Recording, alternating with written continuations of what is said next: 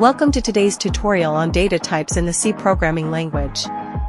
Understanding data types is fundamental as they determine the type of data a variable can hold, the operations that can be performed on the data, and the amount of memory space it occupies. C provides various data types to accommodate different types of data. These include integers, floating point numbers, characters, and more. Let's delve into some of the primary data types in C. Integers represent whole numbers and can be either signed or unsigned. The int data type is commonly used and comes in different sizes like short int, and long int, varying in the range they can represent.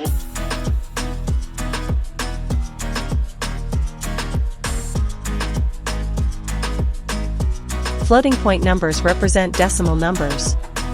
C offers float, double, and long double data types for floating point values, each with different precision and range.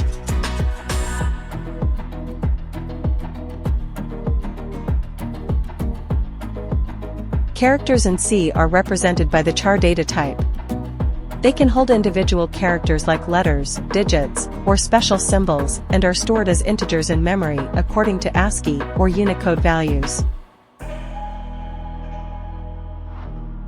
C also provides modifiers and qualifiers to alter the behavior and storage of data types. For instance, signed and unsigned modify the range of integers, while short and long modify the size. The size of operator in C allows you to determine the size, in bytes, of a variable or a data type. It's particularly useful when dealing with memory allocation and understanding the space occupied by different data types.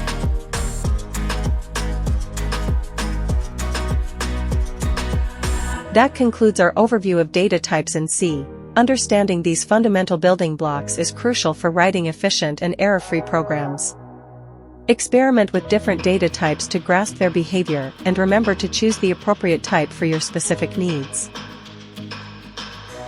Don't forget to like, comment, and subscribe. Thanks for watching. Happy coding!